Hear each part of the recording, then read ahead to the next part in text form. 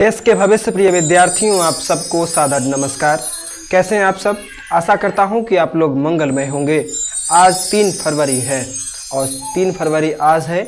1 फरवरी भी था, 2 फरवरी भी था। आज हम लोग 3 फरवरी में जी रहे हैं और एक दिन ऐसा भी दिन आएगा कि जब हम लोग 15 फरवरी की सुबह परीक्षा के लिए तैयार होंगे और परीक्षा भवन में प्रवेश करेंगे और परीक्षा भवन में बैठने के कुछ क्षणों के पश्चात हमारी आंखों के सामने में क्वेश्चन पेपर मौजूद रहेगा और क्वेश्चन पेपर को पढ़ने के उपरांत उत्तर पुस्तिका में हम लोग तमाम प्रश्नों का उत्तर सटीकतः दे पाएँ। इसके लिए अति आवश्यक है कि हम लोग आज मेहनत करें, आज श्रम करें।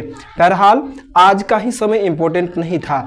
2023 अर्थात 2023 का जो आपका समय जो था वह समय भी बेहद कीमती था, क्योंकि आपको बिहार बोर्ड ने तैयारी करने के लिए 1 वर्ष का समय दिया और आपने उस समय का सदुपयोग कैसे किया ये आप पर निर्भर करता है। आपने यदि 2023 का सही ढंग से यूज़ किया होगा तो निश्चित रूप से 2024 के 15 फरवरी की जो परीक्षा जो आपकी होने वाली है वह परीक्षा आपकी बेहतर जाएगी और आपकी परीक्षा बेहतर जाए, आपका परिणाम उत्कृष्ट आए, बेहतरीन आए। यही प्रार्थना मैं माँ सरस्वती भगवती से करता हूँ और आप तमाम बच्चों का भविष्य उज्जवल हो, यही प्रार्थना हर दिन मेरी प्रार्थनाओं में शामिल होता है।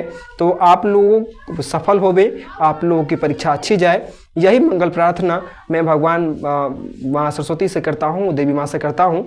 इन्हीं मंगल शुभकामनाओं के साथ एक बार पुनः हाजिर हूँ आपके बीच में जीव विज्ञान का एक और अध्याय लेकर के। इस अध्याय का नाम है जनन। तो जनन के अंतर्गत उन प्रश्नों का मैं आज आपके समक्ष में जिक्र करूंगा जो प्रश्न परीक्षा में पूछे जा चुके हैं अथवा पूछे जाने की अति संभावना है। तो उन प्रश्नों को आपके बीच में डिस्कस किया जाएगा। आप लोग ध्यान से सुन लीजिए और सुनने के पश्चात जो भी प्रश्न बताए जाते हैं उन प्रश्नों को हल भी कीजिएगा, उत्तर भी खुद से लिखने का प्रयास कीजिएगा, ताकि वो सब प्रश्न के जो उत्तर होंगे वो सदा के लिए आपके मानस पटल पर अंकित हो जाए। तो अब हम चलते हैं सवाल की ओर। प्रथम सवाल है कि पुनर्जनन किसे कहते हैं? तो लिखेंगे पुनर्जनन अलैंगिक जनन की एक ऐसी विधि है जिसमें जो जीव का शरीर दो टुकड़ों में अथवा 2 या 2 से अधिक टुकड़ों में खंडित हो जाता है ना, और पुनः जनन की प्रक्रिया संपन्न होती है। तो इसे क्या कहा जाता है? पुनर्जनन, है ना, अर्थात पुनः जनन। इसके पश्चात अगला इंपॉर्टेंट प्रश्न है कि द्विखंडन तथा बहुखंडन में 2 अंतर लिखें।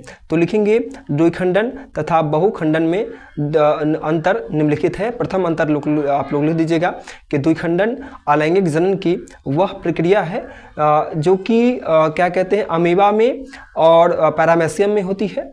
और बहुखंडन वाले कॉलम में लिख दीजिएगा कि बहुखंडन अलैंगिक जनन की वह विधि है जो कि प्लाज्मोडियम अथवा शैवाल में होती है ना, ये अंतर लिख दीजिएगा। और देन दूसरा अंतर आप लोग लिख सकते हैं कि द्विखंडन जो है वो अनुकूल वातावरण में होता है, जबकि बहुखंडन लिखेंगे जो प्रतिकूल वातावरण में भी होता है। तो यह 2 अंतर लिखना पर्याप्त रहेगा। इसके पश्चात अगला इंपॉर्टेंट प्रश्न है इस पार्ट से कि एक कोशिकीय एवं बहुकोशिकीय जीवों की जनन पद्धति में क्या अंतर है?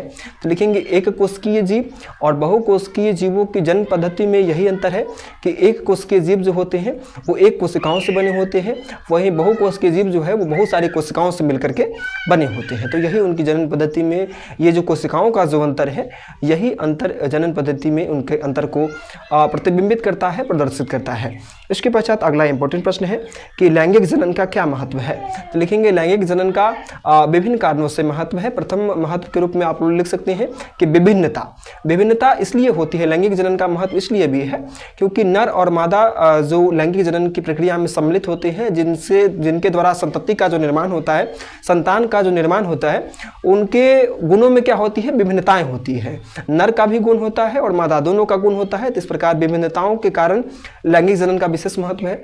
दूसरा कारण आप लोग लिख सकते हैं कि पीढ़ियों का विकास, नवीन पीढ़ियों का विकास।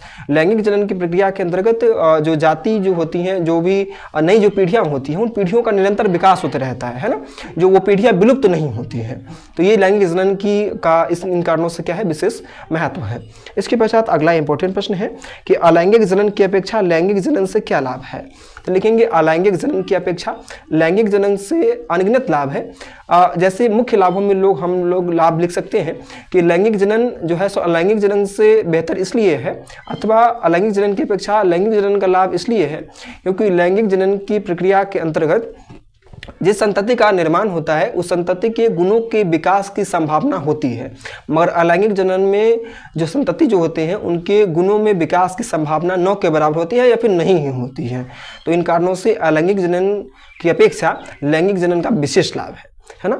इसके पश्चात अगला इंपॉर्टेंट प्रश्न है कि मनुष्य में होने वाली लैंगिक संचारित रोगों के नाम लिखें। तो हम लोग लिख देंगे जो लैंगिक संचारित रोग जो है वो सिफिलिस हो गया, हर्पिस हो गया जिसमें यौन संचारित रोग हो जाता है ना।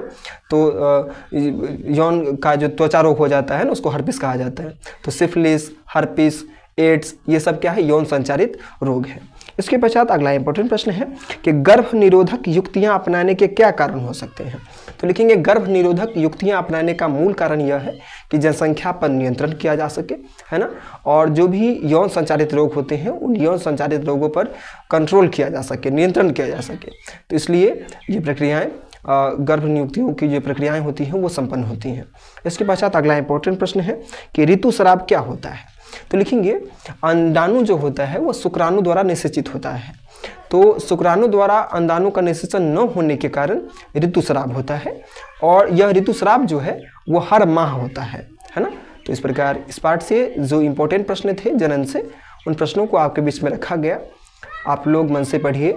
देखिए समय जो है वो समय आपका हो, हमारा हो या फिर किसी का भी समय हो, हमें जो ईश्वर ने समय दिया है ना वो समय बेहद ही कीमती है, और इस समय की कीमत को हम लोग यदि नहीं समझेंगे तो हमारी कोई भी कीमत इस धरा पर नहीं रह जाएगी। इसलिए अपनी कीमत को समझते हुए, अपने समय की कीमत को समझते हुए हर दिन अध्ययन जारी रखिए। वो दिन दूर नहीं जब आपके पास सफलता खुद चल कर के आएगी, मगर सफलता खुद चल कर के आपके पास आए इसके लिए आपको मीलों का सफ़र तय करना होगा, और उन रास्तों का भी सफ़र तय करना होगा जिन रास्तों में कांटे ही कांटे होते हैं, क्योंकि मंजिल उन्हीं को मिलती है जिनके सपनों में जान होती है। हौसलों से कुछ नहीं होता है, क्या कहते हैं, पंखों से कुछ नहीं होता है, हौसलों में उड़ान होती है। तो हौसलों में उड़ान रखनी होगी, मन में एक विश्वास रखना होगा, अटूट आत्मविश्वास और मजबूत इरादा सफलता के मार्ग को प्रशस्त करने में सहायक सिद्ध होता है। इसलिए आप लोग पढ़ते रहिए, कुछ बेहतर कीजिए, ईश्वर से यही प्रार्थना है और हर दिन यही प्रार्थना है। धन्यवाद।